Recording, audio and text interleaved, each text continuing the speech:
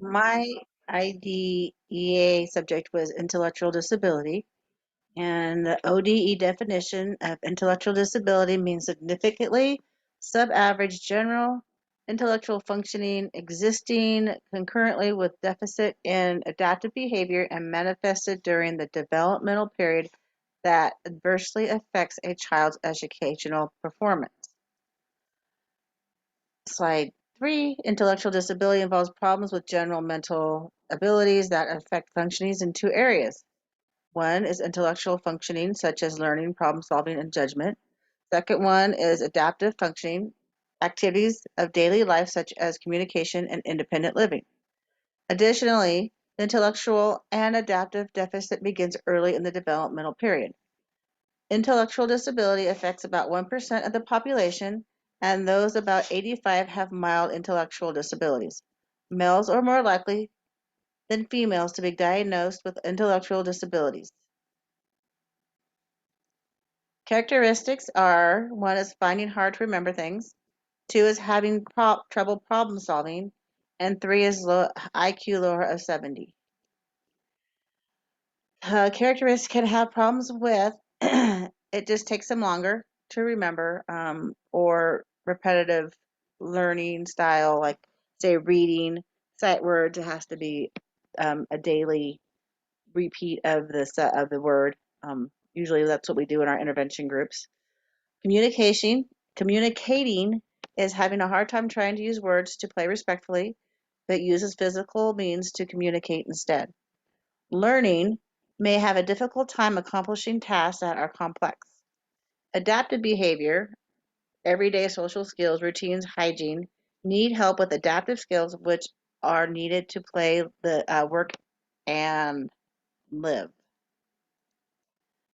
The eligibility criteria is IQ of 70 and under, lack of living skills, adaptive behavior, grooming, communicating, dressing, eating, cleaning up, usually under the age of 18.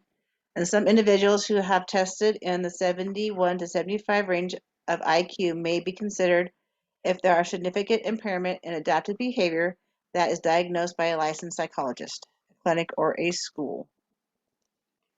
Understanding. Individuals with intellectual disabilities can learn. It'll just take them longer. Individuals with intellectual disabilities may have trouble understanding new concepts. Individuals with intellectual disabilities may have a difficult time accomplishing tasks that are complex. There are many causes of intellectual disabilities, including injury, disease, problem in the brain, and problems during pregnancy. Infections, FAS, birth defects, and other causes that can occur later are severe head injuries, infection, and stroke. Many individuals with intellectual disabilities need help with adaptive skills in which they are needed to live, play, and work. I have a video that explains um, more about intellectual disabilities, and I'll play that now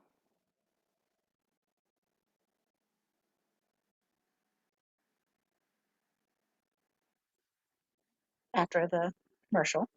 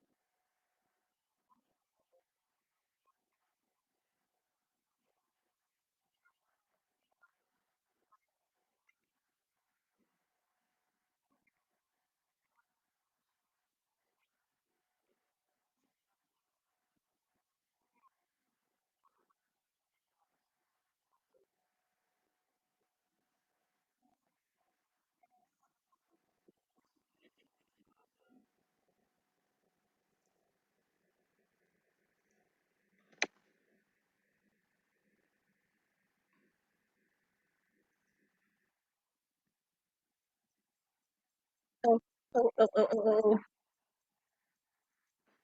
Sorry about that. I got to get out of that one.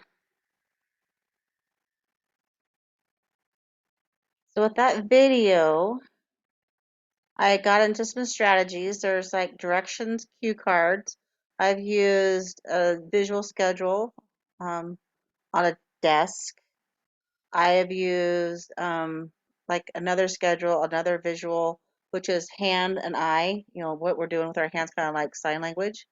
Another one is having the student go to intervention groups where they just specifically work on um,